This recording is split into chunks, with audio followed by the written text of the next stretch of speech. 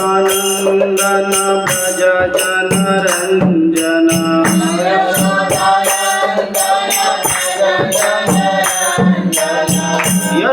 यशोदानंदन व्रज जनरंजन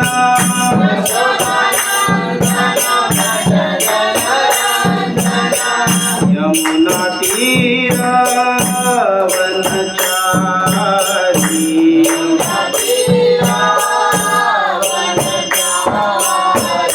जय राधा माधव तुझा बिहारी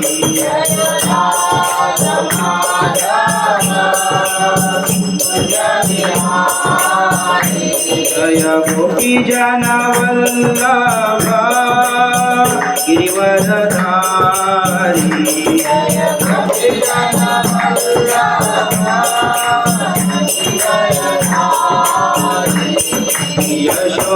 यशोदानंदन भज जनरंजन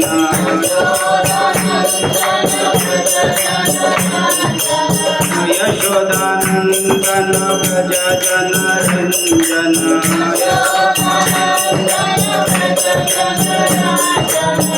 यमुना तीरा वनचारी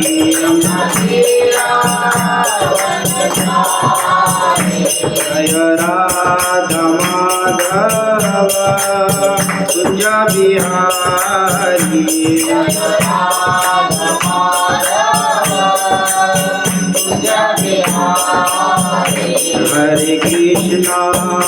हरे कृष्णा कृष्ण कृष्ण हरे हरे हरे राम राम राम हरे हरे हरे हरे कृष्णा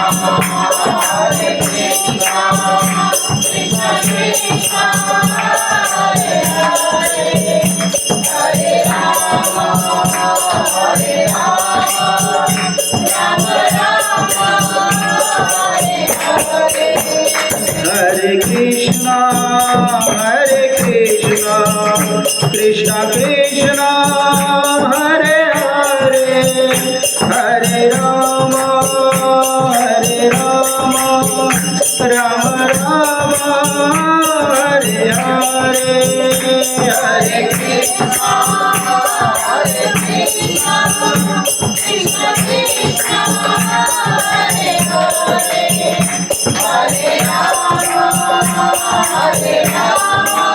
हरे हरे राम हरे Krishna Krishna Krishna Hare Hare Hare Ram Ram Ram Hare Hare Hare Krishna Krishna Krishna Hare Hare Hare Ram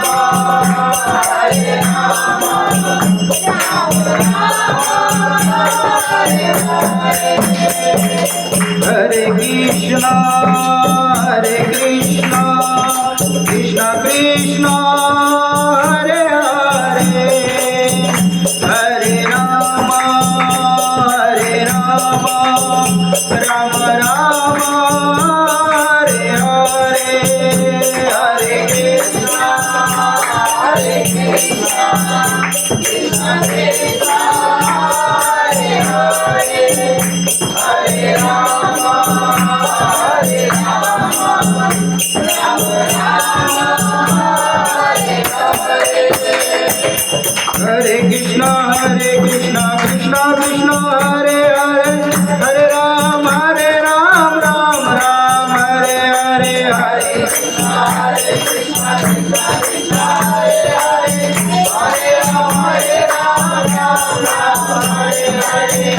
Krishna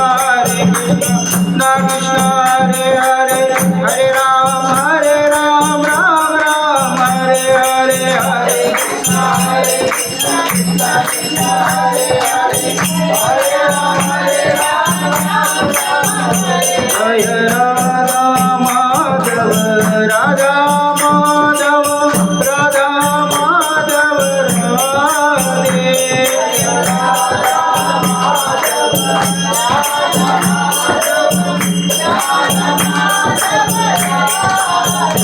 Jai Radha Kunj Bihari Radha Kunj Bihari Radha Kunj Bihari Radhe Jai Radha Kunj Bihari Radha Kunj Bihari Radha Kunj Bihari Radhe Jai Radha Vrindavan Chandra Radha Vrindavan Chandra Radha Vrindavan Chandra Radhe Jai Radha Vrindavan Chandra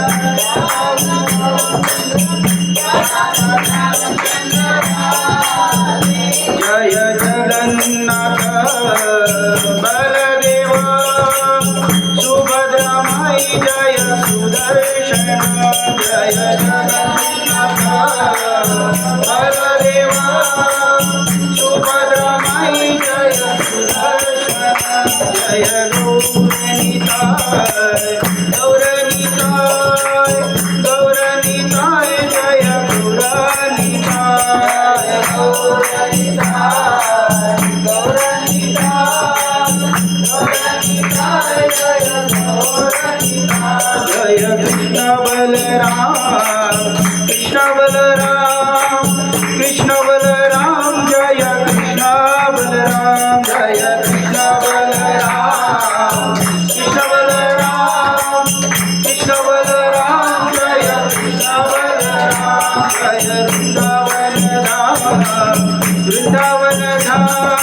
Vrindavan Dham Jaya Vrindavan Dham Vrindavan Dham Vrindavan Dham Vrindavan Dham Jaya Vrindavan Dham Jaya Balaji Bhagwan Balaji Bhagwan Balaji Bhagwan Jaya Balaji Bhagwan Jaya Balaji Bhagwan Balaji Bhagwan Balaji Bhagwan Jaya Balaji Bhagwan Jaya Prabhupada Prabhupada Prabhupada Jaya Prabhupada Jaya Prabhupada Prabhupada Prabhupada Jaya Prabhupada Jaya Gurudeva Gurudeva Gurudeva Jaya Gurudeva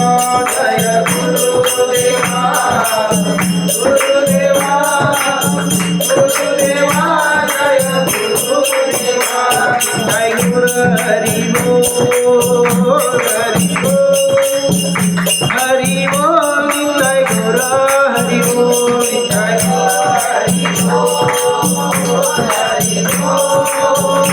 Hari Bol Hari Bol Hari Bol Jai Guru Hari Bol Hari Bol Hari Bol Jai Guru Hari Bol Hari Bol Hari Bol Jai Guru Hari Bol Hari Bol Hari Bol Jai Guru Hari Bol Hari Bol Hari Bol Jai Guru Hari Bol Hari Bol Hari Bol Jai Guru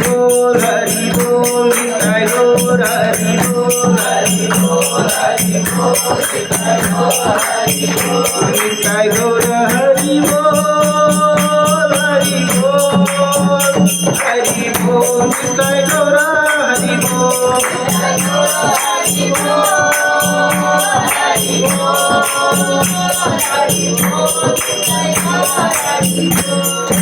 पिताई गौर प्रेमानंदे हरिनाम संकीर्तन यज्ञ की श्रील प्रभुपाद की हम यह सतयुग में द्वापर में और त्रेता में जो यज्ञ करते हैं ना वो कर नहीं सकते, तो कलयुग में बताया कि हरिनाम यज्ञ ही करना चाहिए।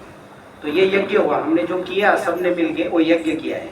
क्योंकि यज्ञ जो है बताते हैं कि शास्त्र में सतयुग में ध्यान करना पड़ता था। सतयुग के लोगों की जो आयु मर्यादा थी 1 लाख वर्ष की, 1 लाख वर्ष लोग जीते थे।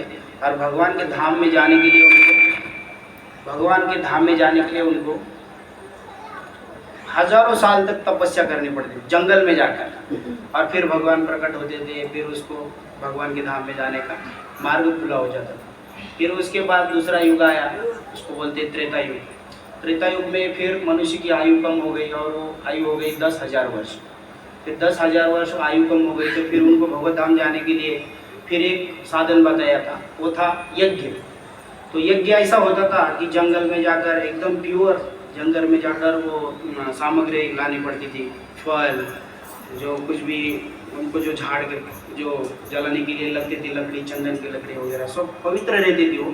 और जो ब्राह्मण भी रहते थे, वो जो यजमान रहते थे, ब्राह्मण रहते थे, वो जो करते थे नहीं के तो मंत्र से अग्नि को प्रकट करते थे।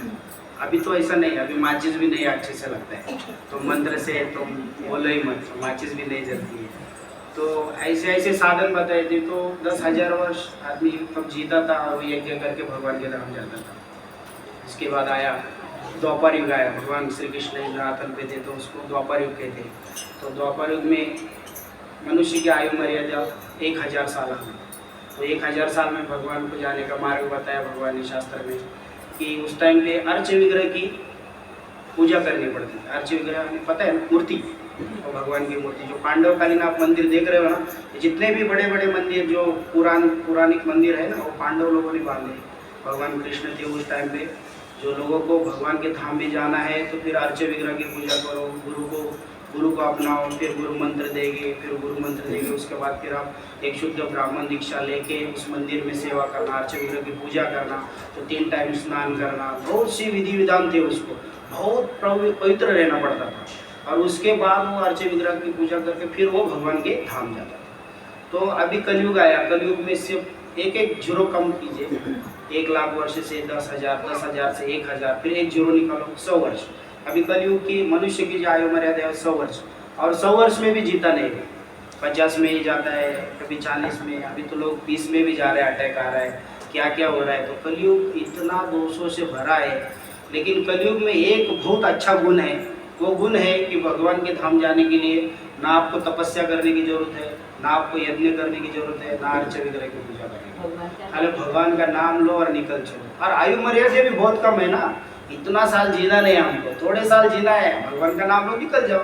तो कलयुग बहुत अच्छा है, कलयुग दोषों से भरा है, बात बात पे झगड़े होते हैं, लोग सत्वगुण में नहीं है, सब रजोगुण तमोगुण में, लोग ऐसे पूरे तमोगुण में ही अभी शूद्र ही लोग हैं। पहले तो वर्ण रहता था, ऐसे क्षत्रिय, शूद्र, वैश्य, ऐसे ब्राह्मण, ऐसे वर्ण रहते थे। अभी तो कलयुग में बताया कि सब लोग शूद्र हैं, क्योंकि शूद्र से भी नीचे अभी लोग गए, अभी तो शूद्र से भी नीचे का कार्य कर रहे हैं। इसलिए कलयुग में वर्णाश्रम का कुछ सिस्टम रहा ही नहीं।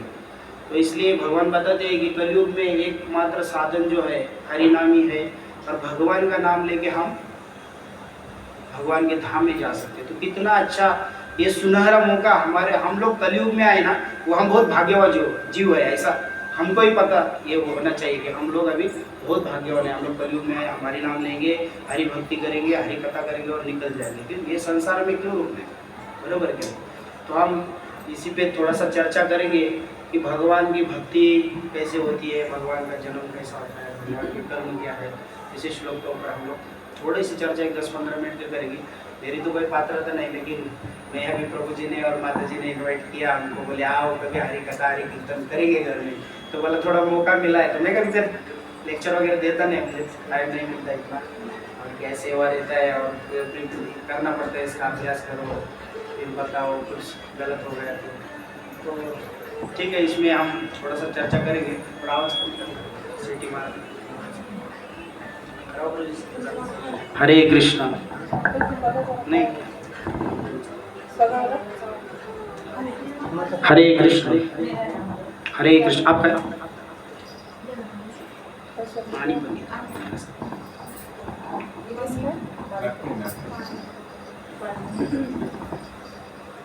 तो भगवद गीता का 4था अध्याय का 9वां श्लोक है। भगवान इस श्लोक में बताते हैं, जन्म कर्म च मे दिव्यम एवेति तत्वतः तत्वादेह पुनर्जन्म नेति मामेति सो अर्जुन। आप सब लोग मेरे पीछे कहिए।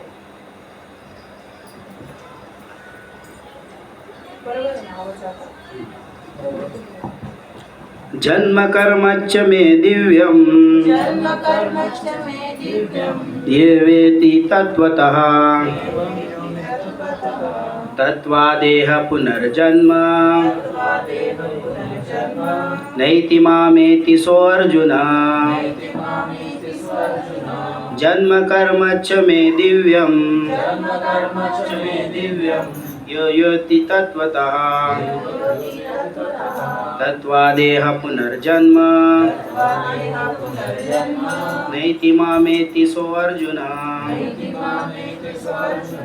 जन्म कर्मच्च मे दिव्यम यो योति तत्वतः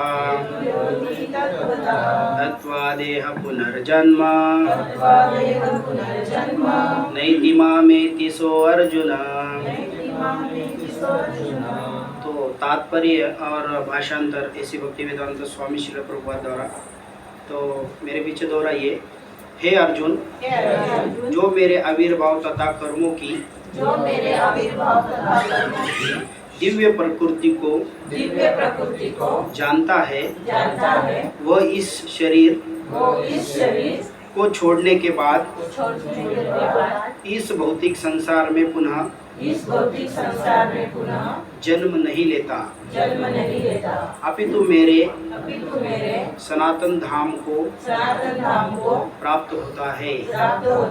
तो भगवान अर्जुन को बता रहे हैं कि जन्म कर्मच्च मे दिव्यम। भगवान अर्जुन को क्या बता रहे हैं कि मेरा जन्म और मेरा आविर्भाव, मेरा कर्म इतने दिव्य है कि कोई अगर उसका ध्यान करता है, उसके बारे में पढ़ता है, सुनता है, कृष्ण के बारे में, वो कैसे कर्म किया, कैसे जन्म लिया, उन्होंने क्या क्या किया, क्या क्या लीला किए, ये खाली शून्य मात्र से ही भगवान बता रहे हैं कि वो इस संसार में पुनः जन्म नहीं लेता। भगवान बता रहे मेरे शाश्वत धाम को प्राप्त होता है। देखो भगवान का वचन है ये। गीता में भगवान अर्जुन को जो कुछ भी बता रहे हैं वो एक अर्जुन और कृष्ण के बीच में एक युद्ध भूमि पर चल रहा हुआ ये संवाद है। तो उसमें ऐसा इसका कारण क्या है, तो ये संवाद क्यों हुआ, भगवद गीता के बारे में भी हमको पता होना चाहिए कि भगवद गीता क्यों भगवान ने बताई, किस लिए बताई, किसको माध्यम करके बताई। तो भगवान ने हम जैसे जीवों को, बद्ध जीवों को कुछ समझ सके, कुछ सीख सके। अर्जुन प्रश्न कर रहा था,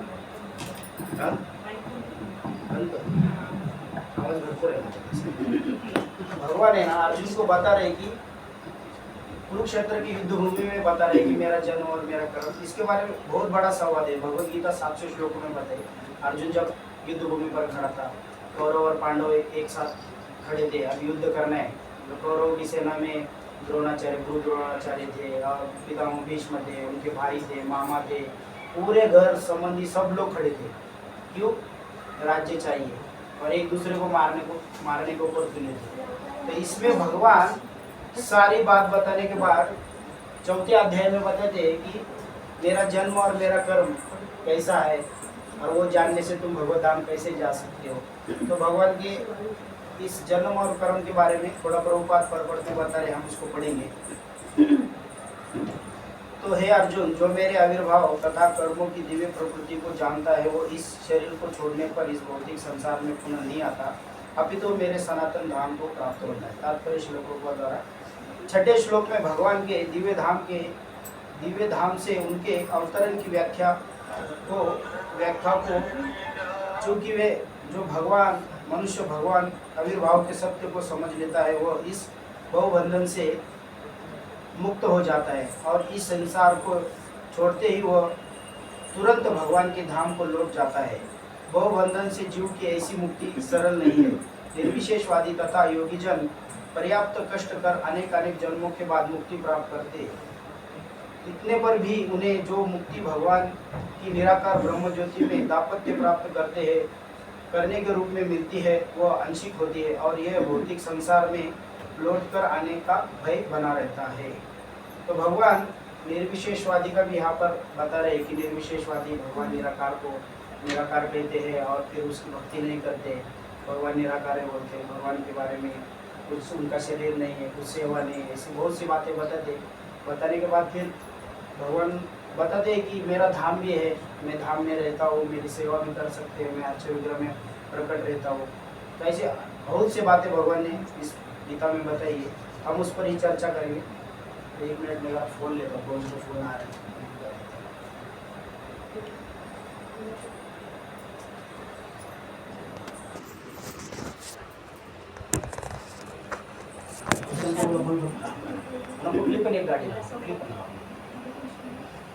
तो भगवान अर्जुन को बता रहे हैं कि मेरा जन्म और मेरा कर्म कैसे दिव्य है। तो हम भगवान के बारे में क्यों सुनना चाहते हैं, हमारा भगवान से क्या संबंध है, ये सारी बातें भगवद गीता में भगवान ने बताई है। तो अर्जुन जब कुरुक्षेत्र की युद्ध भूमि पर खड़ा था तो उस पर ऐसा संकट आया था कि अब इन लोगों को मैं मार के मेरा जो राज्य मुझे मिलेगा वो किसको बताऊँ। अर्जुन बता रहे भगवान को कि भगवान अभी ये सब मेरे मामा मेरे भाई ये सबको मार के मैं क्या करूँ। तो फिर भगवान उनको पहले जो पहले अध्याय में अर्जुन विषाद योग है, अर्जुन है ना ऐसे बहुत से प्रश्न भगवान को पूछता है और युद्ध को टालने की कोशिश करता है। तो भगवान उसको बताते हैं अभी इतना कुछ हो गया है, अब सब लोग युद्ध के लिए खड़े हैं और आप ऐसा बोल रहे हो। तो भगवान उसको समझाते हैं। फिर दूसरे अध्याय में भगवान आत्मा का ज्ञान देते हैं उसे, बोलते हैं अर्जुन अगर तुम इनको नहीं मारेंगे तो मैं मारने वाला, क्यों कि ये जो आत्माएं है, ये जो आप देख रहे हो ना आपके भाई, ये सब आत्मा है और इसको अगर आप नहीं मारोगे तो मैं मारूंगा। क्यों? क्योंकि इन लोग बहुत से इन लोगों ने दुष्कृत्य किया है, आपको विष दिया है। कहते हैं कि ऐसे कुछ 4 आतताई होते हैं, उनको मारने से पाप नहीं लगता है। एक तो है दूसरे की जमीन हड़पने वाला, दूसरे की बीवी को भगा के लेके जाने वाला, और विष देने वाला, जहर देने वाला आदमी, और ऐसे 4 आतताई को मारने से कोई पाप नहीं लगता। भगवान उनको बताते अगर तुम नहीं मारेगे तो मैं मारूंगा। बोलते कि मुझे धर्म की स्थापना करने के लिए मैं यहाँ पर आया हूँ और मुझे धर्म की स्थापना करना है। तो बहुत से अर्जुन को पॉइंट बताते हैं भगवान, बहुत से पॉइंट बताते हैं।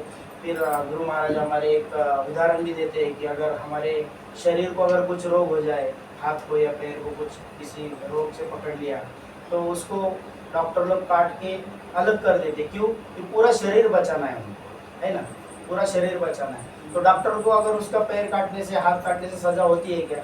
नहीं। उसी तरह समाज में कुछ ऐसे लोग हैं, इनको आपको मारना ही पड़ेगा, नहीं तो किसी भी स्त्री के शरीर पे कपड़ा नहीं रहेगा। क्योंकि उन लोगों ने वस्त्र हरण भी किया था द्रौपदी का, ऐसे आतताई थे।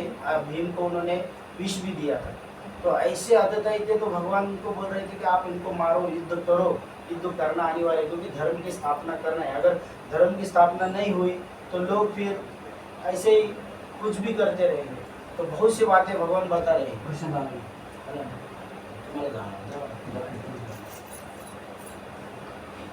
बहुत सी बातें भगवान बता रहे हैं। बहुत हो गया।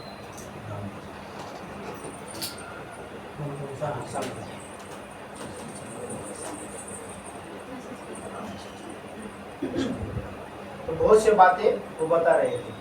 तो उसके बाद जब फिर अर्जुन बहुत से प्रश्न पूछता है, प्रश्न पूछने का कारण क्या है कि जीवात्मा को, वो अर्जुन तो भगवान का संगी है, भगवान के मित्र भी है। और नर नारायण ऋषि के रूप में जब आए थे ना, तो भगवान नारायण ये और नर जो था वो अर्जुन था। तो उन लोगों ने बहुत सी तपस्या की एक राक्षस को मारने के लिए। तो अर्जुन सब जानते थे भगवान ने क्या क्या बनाया है, कैसा बनाया है, भगवद गीता की प्रकट भी कर रहे हैं भगवान। तो भगवान उसको बता रहे हैं, पर लेकिन अर्जुन जो है ना वो हमारे लिए प्रश्न पूछ रहा है भगवान को कि भगवान ऐसा किया तो क्या होगा, ऐसा किया तो भगवान गीता में उसको कर्म योग बताएंगे, ध्यान योग बताया, सब बताने के बाद में भगवान फिर भक्ति योग बताते हैं उसको। बोलते हैं कि सर्वश्रेष्ठ है भक्ति योग। तो भक्ति योग क्या है?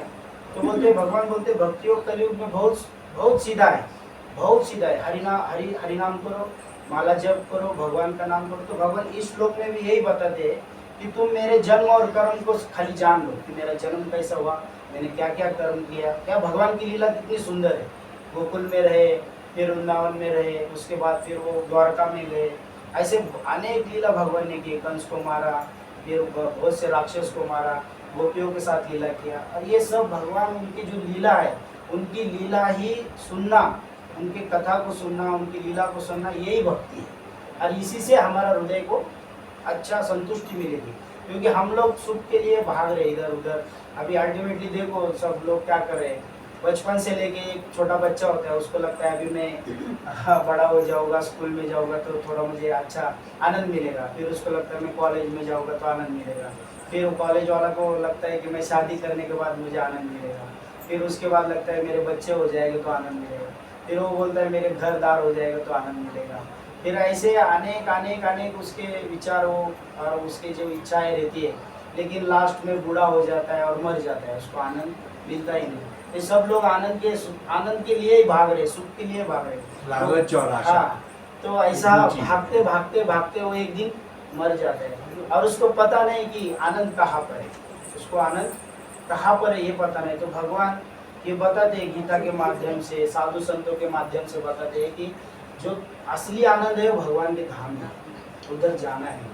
तो उधर जाने के लिए हमको क्या करना है? भक्ति करना है। तो भक्ति कैसी करनी है? भगवान का नाम लेना है, भक्तों का संग करना है, प्रसाद ग्रहण करना है, मंदिर में जाना है, दर्शन लेना है। भगवान गीता में भी और से अगले श्लोक में बताते हैं कि मन मना मद भक्ता मध्याजी नाम नमस्कुरु। बोलते हैं कि मन मना, तुम्हारा मन मेरे अंदर लगाओ, मुझे नमस्कार करो, मेरी पूजा करो। भगवान बता रहे गीता में, तो तुम सुखी हो जाओ। और हम लोग क्या करते हैं? गाड़ी में सुख ढूंढते हैं, बंगले में सुख को ढूंढते हैं, शॉपिंग करने को जाते हैं, वहाँ पर सुख ढूंढते हैं, कपड़े डालने में सुख ढूंढते हैं, सेंट लगाने में, ऐसे अनेक प्रकार से हम लोग सुख ढूंढने के प्रयास करते रहते हैं और सुख हमको मिलता नहीं।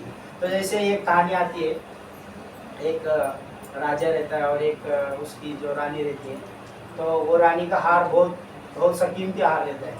तो एक दिन वो रानी का हार कौवा चुरा ले जाता है। जब रानी जाती है बाहर, ऐसा हार रखते तो कौवा उठा के चुरा के लेके जाता है। तो कौवा लेके जाता है, बहुत लंबा एक तालाब रहता है, ऐसा थोड़ा सा गंदा तालाब रहता है। उस तालाब के किनारे वो झाड़ पे बैठा रहता है।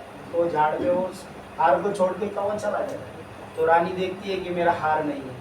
तो हार नहीं है तो रानी बहुत विलाप करती है और राजा के पास जाती है। राजा को बोलती है कि मेरा इतना सोने का कीमती हार मेरा गुम हो गया, मुझे कुछ भी करो वो सोने का हार चाहिए।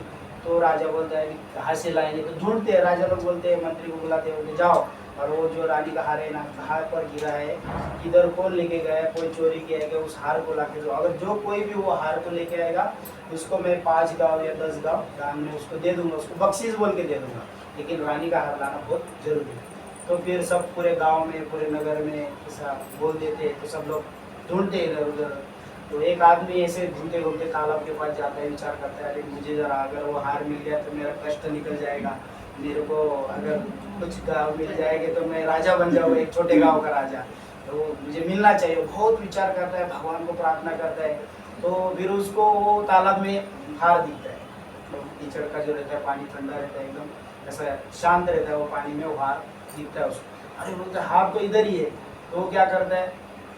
तो इधर उधर देखता है, कोई मुझे देख तो नहीं रहा है, मैं निकालूंगा और राजा को दे दूंगा, रानी का हार मुझे मिल जाएगा तो मुझे कुछ गाँव मिल जाएगा। तो वो डुबकी लगा देता है उसके अंदर। तो डुबकी लगाता है तो अंदर जाता है तो पूरा कीचड़ हुआ, पानी सब पूरा गंदा हो जाता है। फिर बाहर आता है, देखता है हार तो फिर नहीं दिख रहा है।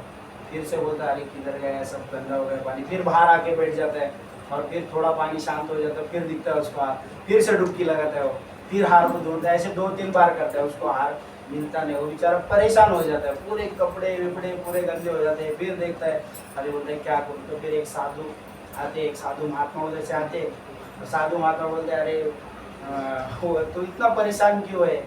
तो वो व्यक्ति बताता है कि अभी इसको क्या बताओ, अगर इसको बताऊंगा कि इधर हार है तो ये भी हिस्सेदार बन जाएगा, तो मैं राजा नहीं बनूंगा। छोटे गांव का राजा मुझे बनना था, अभी ये हार अगर इसको मैं बताऊंगा तो ठीक है। बोलता है वो, अगर चलो जाने दो, बोलता है आधे गाँव का तो राजा बन जाओगा, आधे इसको बन। तो बोलता है महाराज इसके अंदर जो हार है, देखो आपको भी दिखेगा, थोड़ी देर रुको, ये हार जो है, ये हार को मुझे प्राप्त करना है और राजा को देना है। तो उसके बाद मुझे जो कुछ गांव मिलेगा वो गांव को मुझे राजा बनाएगा।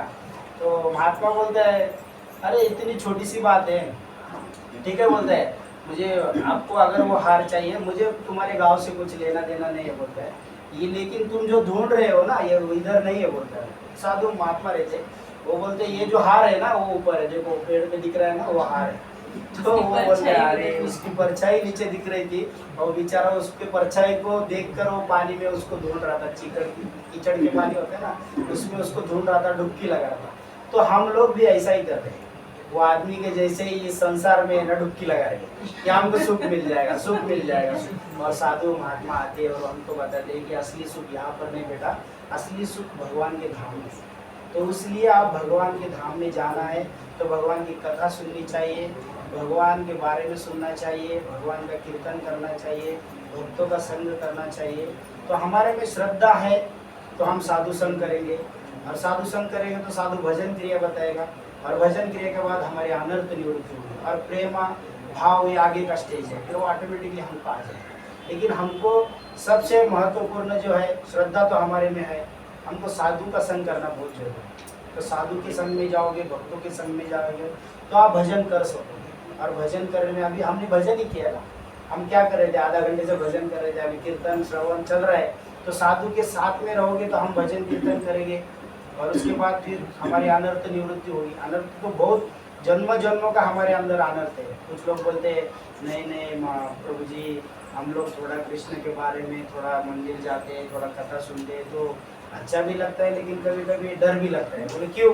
तो देवी देवता कोप जाएंगे, ऐसा हो जाएगा, वैसा हो जाएगा, और कुछ हमारे घर में संकट भी आने लगे, ऐसा बहुत से लोगों की फिलोसॉफी ऐसा कुछ भी बोल देते हैं। वो भगवान का चित्र नहीं होना चाहिए, ये महाभारत का चित्र नहीं होना चाहिए, ऐसे बहुत से लोग बोलते हैं। कि हम उसको बताते हैं अगर आपका एक अगर रूम है और बहुत दिन से बंद पड़ा है, उसमें बहुत धूल मिट्टी आई है, उसको अगर साफ करना है तो आप अगर उसको साफ करेंगे तो धूल उड़ेगी ना। अब धूल उड़ रही बोल के अगर आप घर छोड़ दोगे तो वो साफ नहीं होगा, होएगा ही नहीं ना। तो आपको प्रयास करना है, उसको साफ करना है, धूल उड़ेगी, साफ करना है तो वो रूम साफ हो जाएगी हमारी। तो ऐसे ही हमारी जो भक्ति भी है, भक्ति में भी हमको थोड़े बहुत आ सकते हैं विचार में, कुछ भी हमारे पिछले जन्मों के कर्म के अनुसार अगर कुछ भी ऊपर नीचे होता है तो भगवान के भक्ति को दोष नहीं देना चाहिए। हाँ, तो हम देवी देवता के लिए तो बहुत कुछ करते हैं। जैसे एक कथा आती है ना कि एक देवी का भक्त था, बहुत बहुत दिन से देवी की भक्ति कर रहा था, बहुत सालों से भक्ति कर रहा था। उसको वो बहुत प्रकार पंडित भी था, लेकिन हुआ क्या, उसकी शादी होती थी और वो शादी होने के बाद उसके बीवी को देवी के पास लेके जाता था और बोलता था कि हे देवी भक्षती भारिया। तो दूसरे दिन उसकी बीवी मर जाती।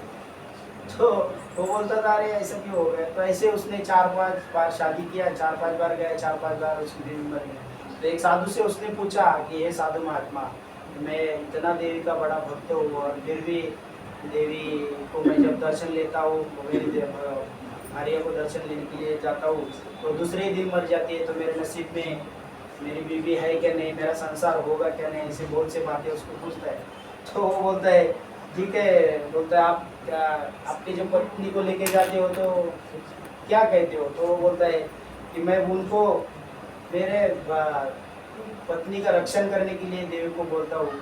तो क्या बोलते हो। तो वो बोलता है हे देवी भक्षती भारिया। तो वो महात्मा बोलता है नहीं, भक्षती भारिया का मतलब हुआ, भक्षती भारिया यानी खा जाओ इसको, हे देवी मेरे बीवी को खा जाओ, तो इसलिए तुम्हारी बीवी मर रही है, आप उसको रक्षती भारिया बोलो, तब उसका रक्षण होगा। तो वो भी जब हो जाता है अरे ऐसा कैसे क्या हो गया।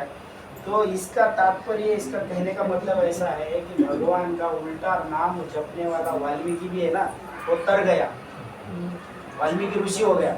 वाल्या कोड़ी बोलते थे, रत्नाकर डाकू बोलते थे शास्त्र में उनको, तो उसको राम बोलने के नहीं आता था, वो जब मरा मरा मरा मरा मरा बोलता था। उसकी कहानी ऐसी है, तो वो एक रत्नाकर डाकू बोल के था, तो वो क्या करता था, वो डाकू ही था, वो जंगल में लोग मिलते थे उसको लूटता था, मारता था, और मारने के बाद एक पत्थर उठा के मटके में डाल देता था, बड़ा रांझन बोलते उसको, वो रांझन में डालता था। तो ऐसे इतने लोगों को मारा था उसने, तो उसने 7 रांझन को भर दिया, मार मार के पत्थर डाल के 7 रांझन को भर दिया था, इतना पापी था।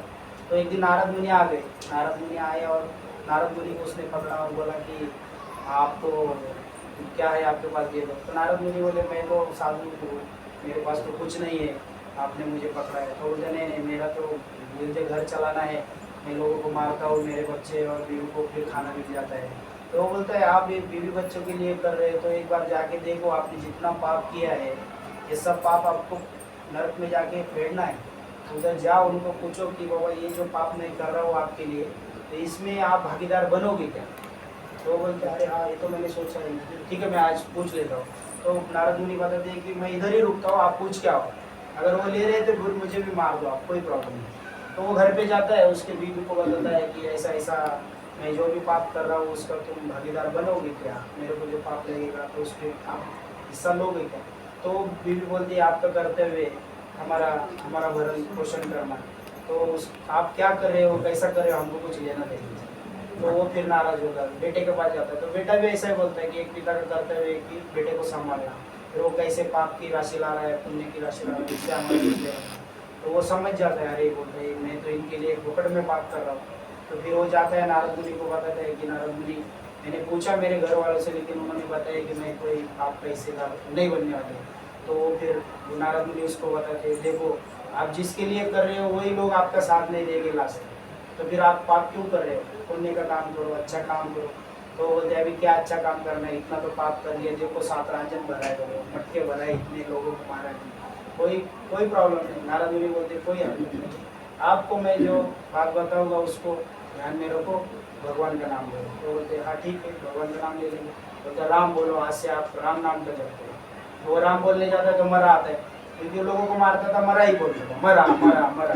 तो वो बोले ठीक है मरा तो मरा, मरा बोलो।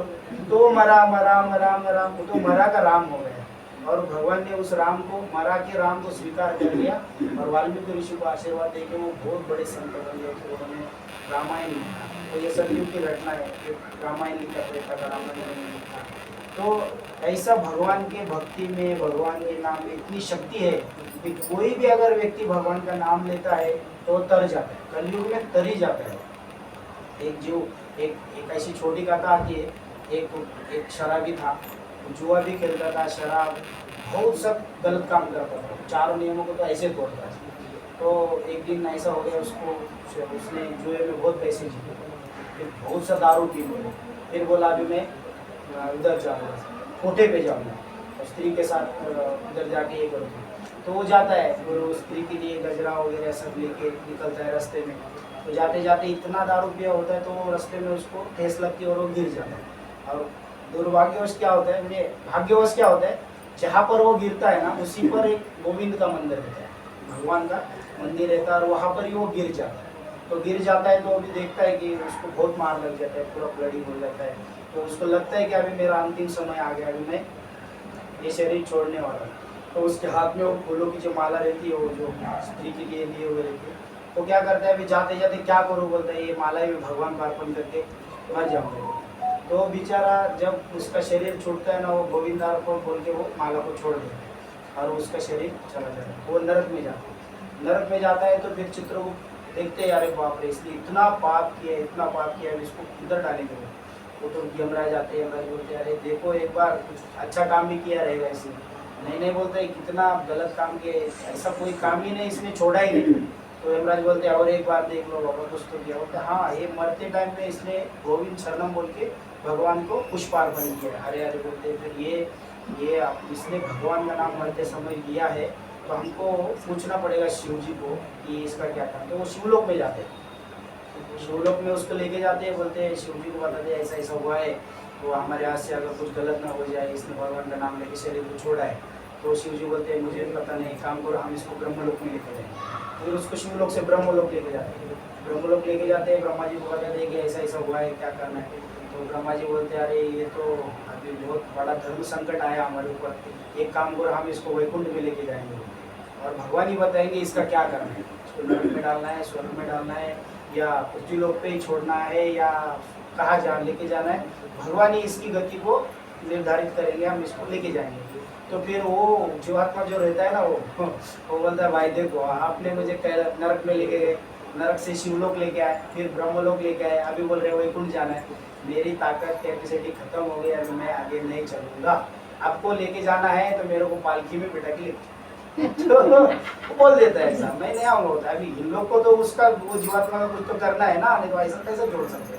बोलते ठीक है बाबा, बोलते ठीक है, उसके लिए पालकी लाते, एक पालकी को ब्रह्मा जी एक साइड में, शिव जी एक साइड में, नारद जी एक साइड में, ऐसे सब लोग पकड़ के उसको वैकुंठ में लेके आते हैं।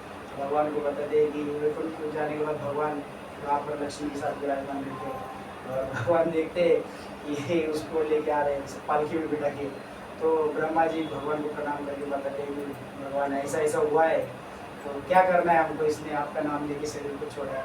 अरे बोले बच्चे आपको समझना चाहिए, इसने जो भगवान का नाम लिया है ना, इसका यही फल है कि इसको आप पालकी में उठा के वैकुंठ धाम लेके आए।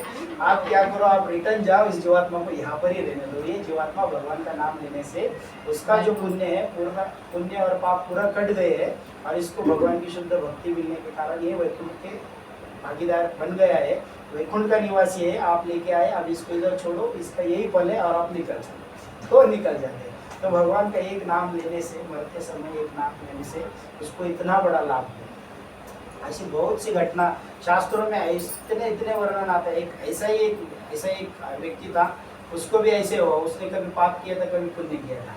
तो वो पाप और पुण्य करने से उसको पता है कि आपको थोड़े दिन नरक में रहना है, थोड़े दिन स्वर्ग में रहना, आप पहले चूज करो क्या करना है। तो बोलते हैं मैं एक काम करता हूँ, ऐसे में मुझे नरक में जाना है तो स्वर्ग देख के आता हूँ, ठीक है ना। तो वो स्वर्ग में थोड़े दिन के लिए जाता है, तो स्वर्ग में जाते हैं, उसको इंद्र का राज्य पद दे देते हैं। बोलते आप थोड़े दिन के लिए इंद्र बन जाओ और आपको क्या करना है करो। तो वो बोलता है कि मैं इंद्र बना ही हूँ। तो सब पूरा जितना इंद्र का संपत्ति है वो भगवान के इसको अर्पण कर देते हैं।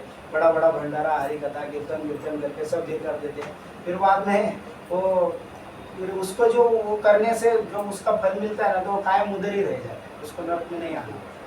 तो देखो कुछ ऐसी चीज़ें हम जाने अनजाने भी करते हैं ना, तो भगवान के नाम लेते हैं। अजामिल की कथा है, अजामिल भी मरते समय वो भगवान का नाम लेता है। भगवान का नाम ही नहीं, वो बच्चे का नाम रखा हुआ है। उसके 10 बच्चे रहते हैं, उसमें से एक बच्चा रहता है छोटा। बहुत बड़ी कहानी है। शास्त्र उस भागवत में कितने कैंटों में आता है अजामिल कथा? 6 कैंटों में आता है। वो कथा बहुत बड़ी है और बहुत अच्छी है। इतना प्रेरणादायी कथा है, भागवत में उसको डाला है, और इतना बड़ा संवाद है उसमें, विष्णुदूत और यमदूतों का संवाद है, और इतना अच्छा संवाद है। तो बहुत सी घटना को बताते हैं, और फिर वो सब सुनता है। सुनने के बाद खाली नारायण नाम लेने से उसको परम गति मिल जाती है। तो इतना पवित्र नाम है भगवान का, उसको लेना चाहिए और माला करना चाहिए। भगवान का भक्तों का संग करना चाहिए, मंदिर में आना चाहिए। माता जी भी अभी जप कर रही है, प्रभु जी भी करेंगे धीरे धीरे। हम लोग अगर करते रहेंगे, एक माला जपा करेंगे तो बहुत अच्छा है। जपा करना चाहिए, भगवान का नाम लेना चाहिए। नहीं तो हम ये टीवी मोबाइल में अटके रहेंगे। हमको संसार तो करना है, देखो प्रपंच तो करना, तो परमार्थ भी हमारा जरूरी है, वो भी करना चाहिए। नहीं तो हम लोग अगर मनुष्य जन्म में आके अगर भगवान के बारे में जानेंगे नहीं, भगवान के बारे में सोचे नहीं, तो हमारा ये जन्म जाएगा और अगला जन्म गारंटी नहीं करूँगा। तुकाराम महाराज बोलते हैं कि एक एक जन्म, एक एक योनि में ना कोटि बार घूमना पड़ता है, और फिर कभी मनुष्य जन्म मिलता है, उसकी गारंटी नहीं है। तो अभी हमको मिला है तो उसका हमें लाभ उठाना चाहिए। हरे कृष्ण। तो मैं शॉर्टकट में बताया, उसमें क्या है, मैं वो थोड़ा भूल गया कि हमारे मैनेजमेंट भी रहता है, बार घूमना मंदिर का ये सब करके आना चाहिए था। हमको ऑलरेडी लेट हो गया, इसलिए। वो महाराज जब मेरे को डायलॉग मार